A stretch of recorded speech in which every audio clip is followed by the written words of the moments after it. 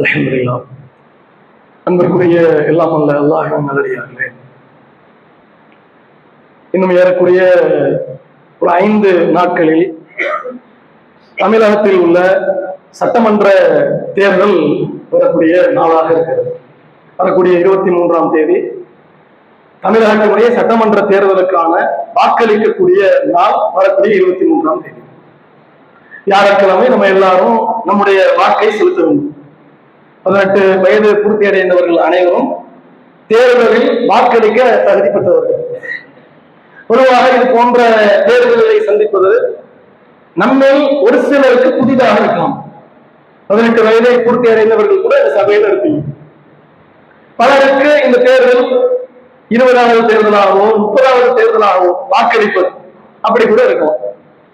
பொதுவாக தமிழ்நாட்டில் உள்ள தற்போதைய நிலையை பொறுத்தவரைக்கும் முன்னாடி இருந்த நிலைகளை எல்லாம் தாண்டி தமிழகத்தில் உள்ள தற்போதைய சூழல்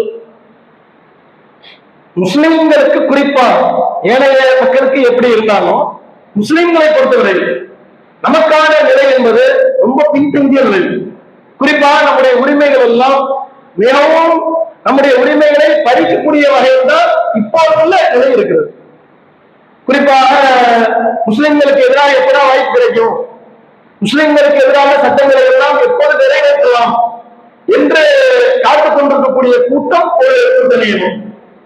நம்ம ஆட்சிக்கு வந்துட்டோம் அப்படின்னா நம்ம என்ன செஞ்சிடலாம், முஸ்லிம்களுக்கு எதிரான எல்லா சட்டத்திட்டங்களையும் அவர்களுக்கு எதிராக நம்ம ஏற்கனவே நாடாளுமன்றத்தில் நடைமுறைப்படுத்திய சட்டங்களை மற்ற மாநிலங்கள்ல அவர்கள் இருக்கக்கூடிய ஏனைய மாநிலங்கள்ல எப்படி அது போன்ற சட்டங்களை எல்லாம், பொது சிவில் சட்டம், CANRC சட்டங்கள், இது போன்ற சட்டங்களை எல்லாம் எப்படி அவ்வப்போது நம்ம அமலுக்கு கொண்டு வருகிறோமோ அது போன்று தமிழக சட்டப்பேரவையில் நம்ம ஜெயிச்சுட்டோம்னா நம்ம கொண்டு வந்துடலாம் என்று ஒரு கூட்டம். இன்னொரு கூட்டம் எப்படின்னா, முஸ்லிம்களுக்கு சிறுபான்மை மக்கள் விஷயத்துல நம்ம இருக்கோம். கடந்த காலத்துல எப்படி நமக்கு தெரியாது. இப்ப இருக்கக்கூடிய காலகட்டத்துல முஸ்லிம்கள் விஷயத்துல கொஞ்சம் கவனத்தோடு இருக்கணும். நம்ம எல்லா மக்கள் விஷயத்திலையும் கவனத்தோடு இருப்பது போன்று முஸ்லிம்களுடைய நலன்களை நம்ம ஒரு அக்கறை காட்டணும் அப்படிங்கிற ஒரு கூட்டமே இருக்கிறது. இது அல்லாமல் தனியாக ஒரு கூட்டம் இருக்கிறது. அந்த கூட்டத்துக்கு என்ன பேர் வச்சுக்கிட்டாலும் சரி, ஆசிரியர் குறி ஏதோ ஒரு குறின்னு வச்சுக்கிட்டாலும் சரி, அந்த கூட்டம் எப்படின்னா எதை பற்றியும் தனக்கு கவலை இல்லை, யாரை பற்றியும் கவலை கிடையாது. எனக்கு எல்லாத்தையும் விட என் குடும்பத்துல உள்ள உறுப்பினர்களை விட எனக்கு அவர் தான் முக்கியம் என்று பேசக்கூடிய ஒரு கூட்டம். நாட்டில் நடக்கக்கூடிய எந்த அசாதாரண நிலையை பற்றி அவர்கள் கவலை கிடையாது. எதை செத்தாலும் அவர்களுக்கு கவலை கிடையாது. யாரை பற்றியும் அவர்களுக்கு என்ன நிலை ஏற்பட்டாலும் எனக்கு கவலை கிடையாது. தலைவர் வருவாரு, ரோட் ஷோல பங்கேற்பாரு, அதோட போயிடுவார். அது குறிப்பா காலையில மட்டும்தான் அவருடைய பிரச்சார கூட்டம் இருக்கும், மாலையில எப்போது இருக்காது. இப்படிப்பட்ட மனநிலையில் ஒரு கூட்டம். இன்னொரு கூட்டம் எப்ப பார்த்தாலும் தமிழ் தமிழ் என்று, தமிழ் தேசியம் என்று பேசக்கூடிய ஒரு கூட்டம். இப்படி ஒவ்வொரு கூட்டமாக இருக்கிறது. முஸ்லிம்களை பொறுத்தளவிற்கு நம்ம எல்லாருமே வாக்குரிமையை அளிப்பது நம்ம மேல உள்ள ஜனநாயகம். சமீபத்துல ஒரு புது கூட்டம் உருவாயிருக்கு. என்ன கூட்டம்னா, ஓட்டு போடக்கூடாது, ஓட்டு போடுவது ஹராமு, ஜனநாயகம் அப்படிங்கிறது ஒரு நவீன ஷிர்கு என்றெல்லாம் பிரச்சாரம் செய்கிறது. அந்த கூட்டத்துக்கு யோகம் வச்சிருக்கும்.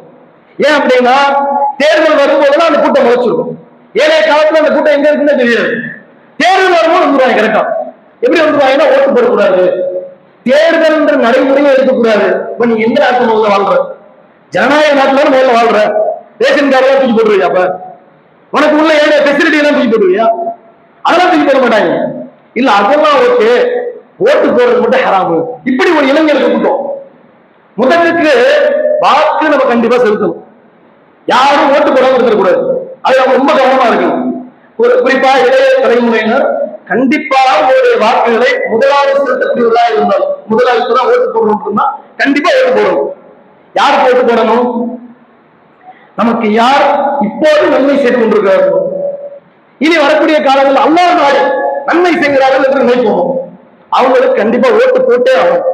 குறிப்பா யார் வர வேண்டும் அப்படிங்கிறத விட யார் வரக்கூடாது அப்படிங்கிறது ரொம்ப தெளிவாக நம்ம இருக்கும். ஏன்னா அந்த தெளிவு இல்லாத காரணத்தினால்தான் இளைஞர்கள் கூட்டமும் சரி, பெண்கள் கூட்டமும் சரி, சம்பந்தமே இல்லாம சமீபத்துல வரக்கூடிய வீடியோக்கெல்லாம் பார்த்தா ரொம்ப கவலையா இருக்குது. எனக்கு அவரை விட என் வீட்டுக்காரரை விட அவரே எனக்கு ரொம்ப பிடிக்கும். அது என் வீட்டுக்காரருக்கே தெரியும். எவ்வளவு பெரிய முட்டாள்தனமான வார்த்தைகள், எவ்வளவு கேவலமான வார்த்தைகள். கேட்கவே அசிங்கமா இருக்குது. வார்த்தைகளை கேட்கவே கடுப்பு அவன் வரும். அது எப்படிப்பட்ட வார்த்தைகளே ஒரு சமூக ஊடகத்துல இப்படிப்பட்ட வார்த்தைகள் எல்லாம் பேசுறோமே, அது பதிவு செய்யப்படாதா? ஜும்மா உள்ள அம்மா சொல்லுது, ஜும்மாவை விட படத்துக்கு போயிட்டு இருந்தேன், ஜும்மாவை விட படம் பார்த்துட்டு நல்லா இருந்துச்சு. எப்படிப்பட்ட ஒரு கேவலமான இழுத்திரி பிறவிகள் உருவாகி இருக்கிறார்கள் நாட்டில் அப்படிங்கிறதெல்லாம் இந்த சம்பவத்தை பார்க்கும்போது தெரியும். அதனால இதையெல்லாம் கவனத்தில் வைத்துக் கொண்டு, ஏற்கனவே நமக்கு இடஒதுக்கீடு இருக்கிறது. இது இடஒதுக்கீடு இருக்கணுமா வேணாமான்றது நம்ம தான் டிசைட் பண்ணணும். பொது சிவில் சட்டம் தமிழகத்துக்கு வரணுமா வேணாமான்றது நம்ம தான் டிசைட் பண்ணணும். ஏன்னா பொது சிவில் சட்டம் வந்துருச்சுன்னா நமக்கு எப்படிப்பட்ட நம்முடைய உரிமைகள்லாம் பறிக்கப்படும் நமக்கு தெரியும். ஏனைய மாநிலங்கள்ல இப்ப சமீபத்தில் எப்படி உரிமைகள் பறிக்கப்பட்டது, பீகார் மாநிலத்தில் சமீபத்தில் நிதிஷ்குமார் முதலமைச்சராக இருந்தார். சமீபத்தில் பார்த்தா நிதிஷ்குமாருக்கு எம்பி பதவி கொடுத்துட்டு பிஜேபி ஆளக்கூடிய பிஜேபியில உள்ள ஒரு எம்எல்ஏ என்ன பண்ணிட்டாங்க, அமைச்சரா இருந்தவரை மாநிலத்தினுடைய முதலமைச்சராக வேலை முடிச்சுட்டாங்க. இப்ப சமீபத்தில் இப்போ 2-3 நாட்களுக்கு முன்னால் நிதிஷ்குமார் தான் முதலமைச்சர். ஐக்கிய ஜனதா தள கூட்டணியுடைய அந்த தலைவர் தான் முதலமைச்சராக ரொம்ப காலமா முதலமைச்சராக. சமீபத்துல அவரை எம்பி ஆக்கி விட்டு நாங்க முதலமைச்சர் சீட்ல முதலமைச்சர் சீட்ல முதலமைச்சர் சீட்ல என்ன நடக்கும்? பிஜேபி ஆளக்கூடிய மாநிலங்கள்ல முதலமைச்சராக இருக்கக்கூடியவர்கள் என்ன சட்டங்களை கொண்டு வருவார்கள்? இதே நிலைதான் தமிழகம். தமிழகத்திலும் இதே நிலை வரக்கூடாது என்று நினைப்பவர்களா? நம்முடைய சமுதாயம் பாதிக்கப்படக்கூடாது, நம்முடைய சமுதாயத்தினுடைய உரிமைகள் பறிக்கப்பட்டு விடக்கூடாது என்ற சமூக அக்கறையும் மார்க்கப்பட்டும் ஓரளவுக்கு நமக்கு இருந்தால் யாருக்கு வாக்களிக்க வேண்டும் என்பதை சிந்தித்து 23ஆம் தேதி கண்டிப்பாக வாக்களிக்கக்கூடியவர்களா நாம் அனைவரும் இருப்போம். அல்லாஹ் ஒரு சிறந்த ஆட்சி தமிழகத்தில் விரைவில் ஏற்படுத்தக்கூடும் என்பதை கவனத்தில் கொண்டு அல்லாஹ் அதற்காக பிரார்த்திக்கக்கூடிய உண்மைகளாக நாம் அனைவரும் இருப்போம் என்று கூறி எனது 2வது